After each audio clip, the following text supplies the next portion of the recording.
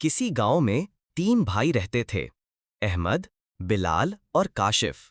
उनके वालिद एक किसान थे और इंतकाल से पहले अपने बेटों को नसीहत कर गए थे, बेटों, हमेशा इत्तेफाक से रहना, इसी में तुम्हारी कामयाबी और बरकत है।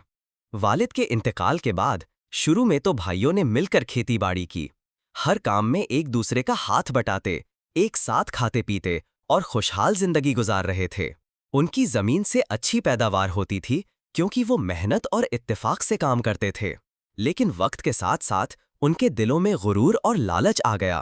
अहमद को लगा कि वो सबसे ज्यादा काम करता है, बिलाल को यकीन था कि उसकी मंसूबाबंदी से फसल अच्छी होती है और काशिफ समझता था कि वो सबसे ज्यादा होशियार है। एक दिन अहमद ने कहा, मैं अलग जमीन पर काम करूंगा, जो कमाऊंगा वो मेरा होगा।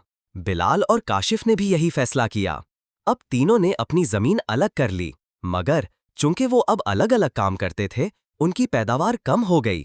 कभी पानी की कमी, कभी बीज का मसला और कभी मजदूरों की किल्लत, सबका सामना तन्हा करना पड़ता। एक साल बाद जब वो अपनी जमीन की पैदावार लेकर बाजार पहुंचे तो ना मुनाफा हुआ ना खुशी।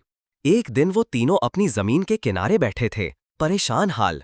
इतने में एक बुजुर्ग वहां से गुजरे और पूछा, बेटो, क्या बात है? उन्होंने अपनी कहानी सुनाई। बुजुर्ग ने एक छोटी सी लकड़ी की गट्ठड़ी उन्हें दी और कहा, तोड़ो इसे। तीनों ने कोशिश की, मगर गट्ठड़ी नहीं टूटी। फिर बुजुर्ग ने एक एक लकड़ी निकाल कर दी, वो फौरन टूट गई। बुजुर्ग ने मुस्कुराकर कहा, देखा, एक हो तो कोई नहीं तोड़ सकता, मगर अलग अलग हो तो आसानी से टूट जाते हो। यही सबक तुम्हारे वालिद ने दिया था, इत्तेहाद में बरकत है।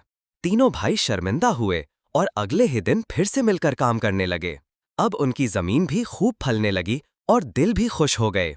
अखलाकी सबक: जब हम एक साथ मिलकर रहते और काम करते हैं तो ना सिर्फ काम आसान हो जाता है, बल्कि बरकत भी आती है।